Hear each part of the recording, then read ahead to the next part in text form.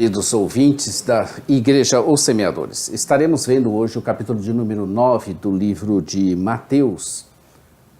No capítulo 9 tem 38 versículos. Veremos Jesus, o pastor que se compadecia das suas ovelhas. Estamos vendo o Evangelho de Mateus, que é o primeiro livro do Novo Testamento. O propósito do livro de Mateus foi demonstrar pela vida e obra de Jesus que ele é o Messias esperado e o desejado, e assim evangelizar o ser humano em suas aldeias, povoados, vilas, povos e nações. Também o de inspirar os cristãos ao serviço grato e fiel de promover o reino de Deus ao apresentar Jesus como o tão esperado rei e apresentar o reino que ele trouxe como cumprimento do plano da redenção. Verdades fundamentais que nós vamos encontrar dentro do livro de Mateus. Jesus cumpriu as escrituras do Antigo Testamento. Jesus é o rei prometido, portanto o Messias. Enquanto esteve aqui na terra, Jesus inaugurou o reino de Deus. Os seguidores de Jesus devem espalhar o reino e fazer discípulos de todas as nações. Os seguidores de Jesus sofrerão, mas Jesus estará sempre com eles. Quando retornar, Jesus completará o reino de Deus. Bem distintivo em Mateus é o fato de ele ter estruturado o ensino de Jesus em 5 principais sermões. O ser ético, discipulado e missão, o reino do céu, a igreja e escatologia. Essa estrutura em si, padronizada de acordo com 5 livros de Moisés, são de modo a apresentar Jesus como profeta de Deuteronômio 18:18, que era ainda maior do que Moisés. Eu sou o pastor Daniel Deusdete, da Igreja Os Semeadores. Estaremos juntos a partir de agora. Inscreva-se no nosso canal, clica aí no sininho para você fazer acompanhamento das nossas atualizações. Todos os dias nós estamos aqui com um vídeo novo, um capítulo novo da Bíblia, desde 21 de abril de 2016, e iremos concluir essa fase em 23 de julho de 2019, com todas as escrituras sendo expostas dessa forma que nós estamos fazendo. Abra aí a sua Bíblia, nós estamos aqui no nosso gabinete, na nossa loja, aqui no centro de Taguatinga, na C12, bloco C, onde nós costumamos receber nossos clientes. Estamos vendo, como já dissemos, o Evangelho de Mateus, escrito com o propósito de inspirar os cristãos ao serviço grato e fiel de promover o reino e de promover o Evangelho. As obras do reino, continuação, desde o capítulo 8 até o capítulo 10, estaremos vendo Jesus realizando muitos milagres que mostraram seu poder para estabelecer o reino. Ele também chamou, deu poder e enviou discípulos para espalharem o reino. Entretanto, eles foram advertidos por Jesus que perseguição e sofrimento viriam àqueles que serviam ao reino do céu. Esses capítulos de 8 a 10 foram divididos em 2 sessões. A narrativa curando e chamando, capítulos 8 e 9, e concluir, que vamos concluir agora, e a outra parte, sermão, a missão do reino. Então vejamos a narrativa curando e chamando, do verso, começou no capítulo 8, verso 1 e vai até o capítulo 9, verso 38. Essa série de narrativas, curando e chamando, focaliza os feitos do reino demonstrados pelos milagres de curas de Jesus e pelo chamado dos seus discípulos. Jesus parecia gostar de barcos e de pescadores. Aqui ele entra no barco, atravessa o mar e vai para a sua própria cidade. Alguns homens crentes resolvem ajudar um paralítico e saem por aí pelas ruas com ele à procura de Jesus.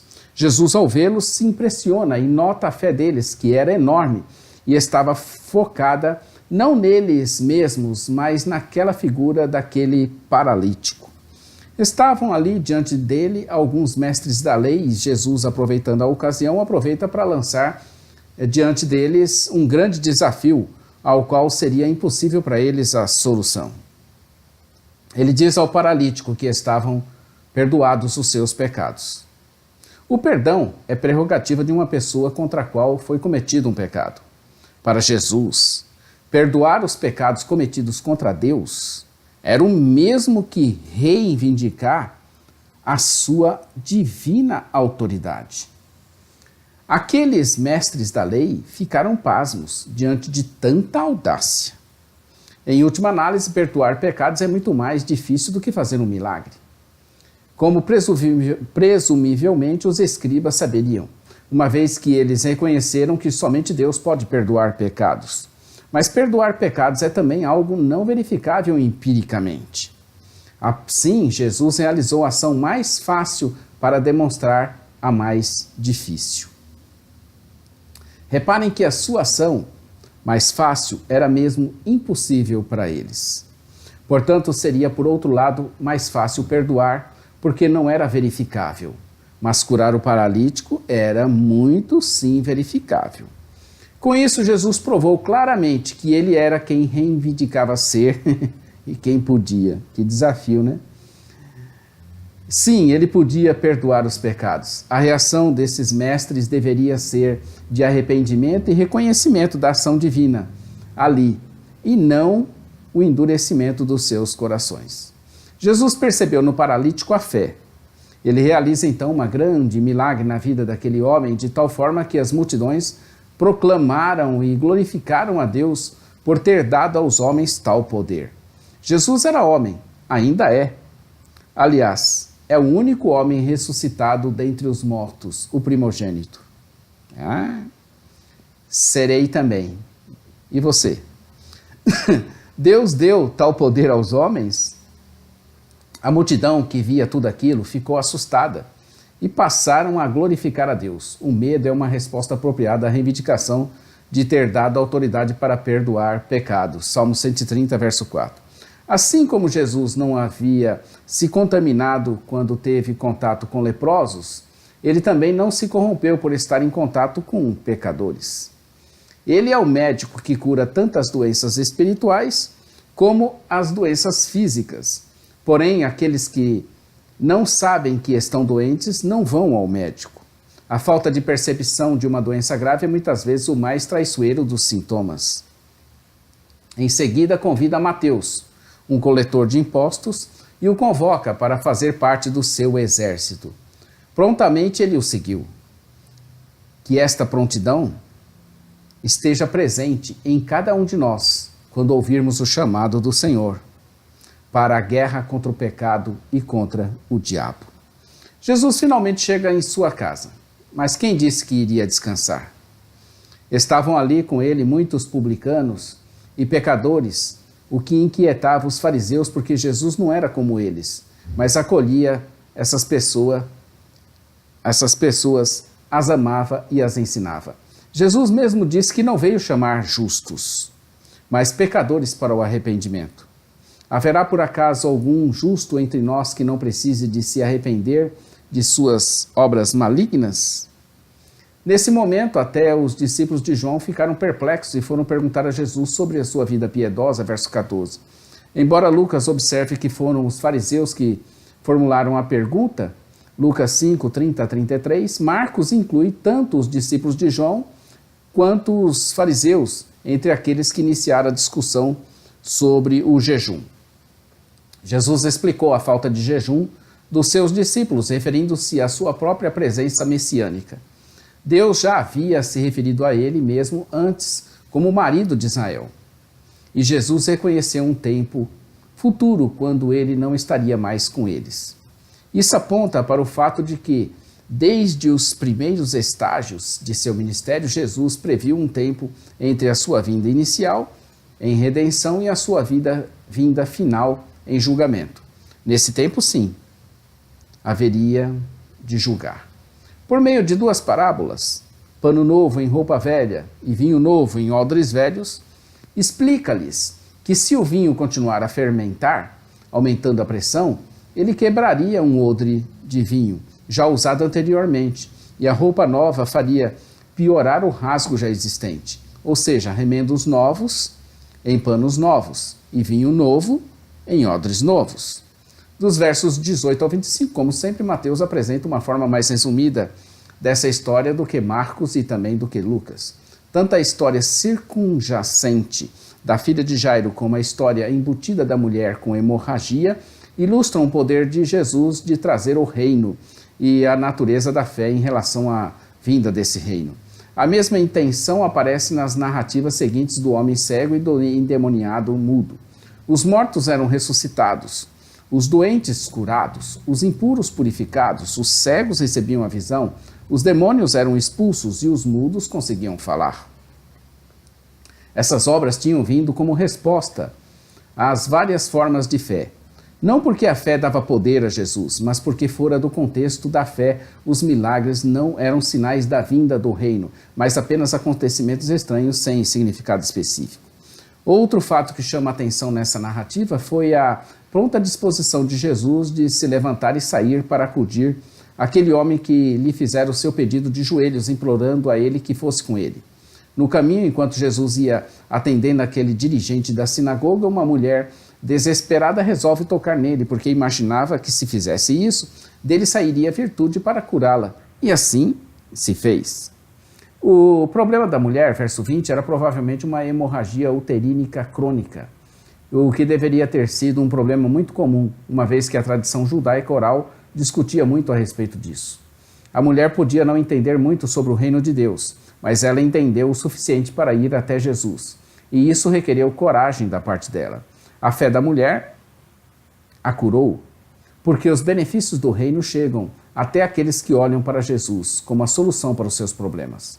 Depois disso, prosseguiu na sua missão e chegou na casa de Jairo, onde tocadores de flauta estavam ali velando já o corpo da menina morta.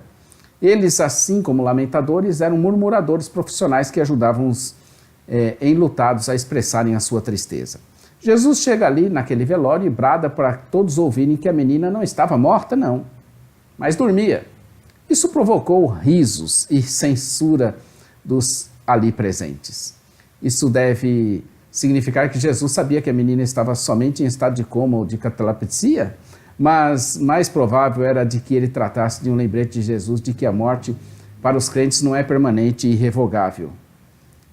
E ele já está chegando. Depois de fazer todos saírem dali, ele pôde entrar e tomar a menina pela mão, que imediatamente se levantou. Aquilo ocasionou um grande alvoroço e a notícia se espalhou por todos os cantos. Saindo Jesus dali, encontra os dois cegos que clamavam a ele insistentemente para que os curasse. Conforme vemos na Bíblia de Estudo de Genebra, que você pode adquirir na nossa loja no centro de Taguatinga, essa história da cura deles é muitas vezes entendida como uma nova versão da história do cego Bartimeu, relatada em Marcos 10, de 46 a 52. Porém, Mateus também relata outra história. E uma vez que outras há diferentes, esse pode ser entendido como um incidente diferente mesmo. Jesus curou muitas pessoas cegas. Tanto Bartimeu quanto esses dois cegos expressaram sua fé chamando Jesus de filho de Davi, um título messiânico. Saindo dali, aqueles cegos, contrariando o que Jesus pedira, não resistiram e começaram a falar disso para todo mundo. Parecia impossível conter aquele milagre e guardá-lo sem poder compartilhar com ninguém. Ao saírem dali, levaram a Jesus outra pessoa, dessa vez um endemoniado que não podia falar. Jesus, sem pestanejar, cura aquele homem e todos ficam admirados e dão glórias a Deus, com exceção dos fariseus, que cometem uma blasfêmia, pois diziam que era pelo príncipe dos demônios que Jesus expulsava demônios. A mesma palavra e manifestação do poder de Deus podem trazer tanta cura quanto servir de condenação, dependendo do público ouvinte, se este tem coração endurecido ou não, né? Triste a situação dos que rejeitam o Senhor. É muito triste. Nos versos de 35 a 38, veremos essa mesma passagem funcionando tanto como uma declaração resumida das atividades de Jesus, como descrita nos capítulos 5 a 9, ensinando, pregando e curando, bem como uma introdução ao sermão a respeito da sua missão no capítulo 10. O cenário é encontrado em Ezequiel 34, dos versos 5 ao verso 6. Diz: assim se espalharam, por não haver pastor, e tornaram-se pasto para todas as feras do campo, porquanto se espalharam.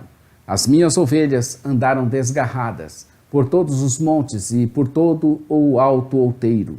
Sim, as minhas ovelhas andaram espalhadas por toda a face da terra, sem haver quem perguntasse por elas, nem quem as buscasse.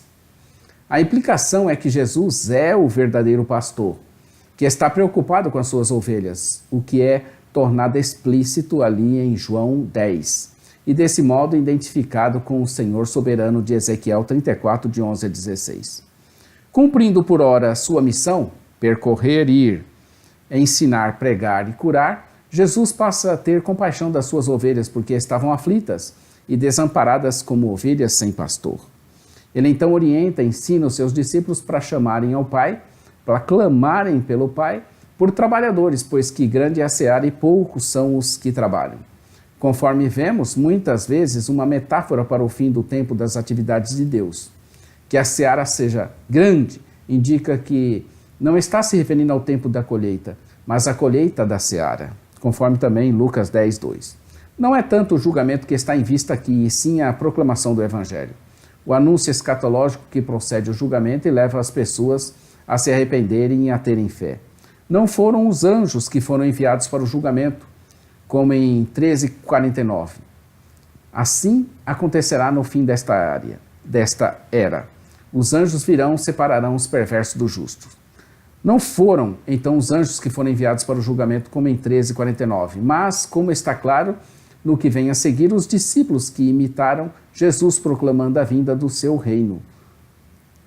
É interessante que Jesus ainda não havia ordenado a seus discípulos que fossem às searas como trabalhadores, mas para orarem para que Deus providenciasse os trabalhadores. Ninguém pode fazer o trabalho da seara a não ser que seja primeiro chamado e qualificado por isso, por Deus. Mateus 9:1 começa: entrando Jesus no barco, passou para o outro lado e foi para a sua própria cidade.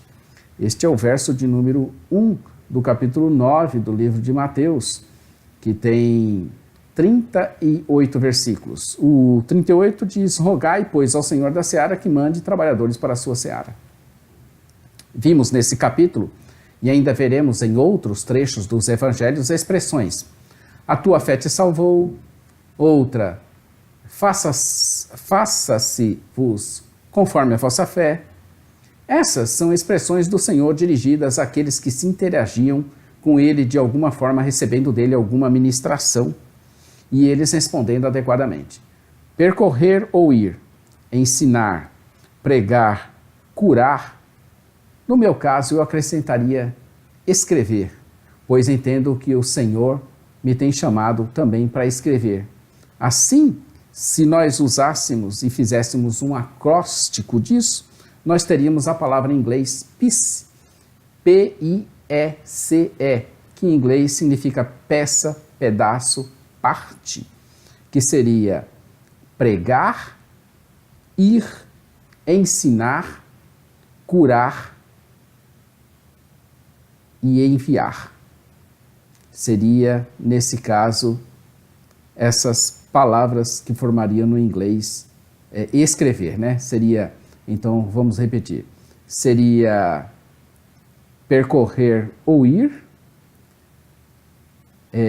seria pregar, ir, ensinar, curar, escrever. Piece. Jesus se compadeceu daquela multidão porque estavam aflitas e exaustas como ovelhas sem pastor. Ainda estão, né? Aqui no nosso século 21. Qual a recomendação do Senhor para isso?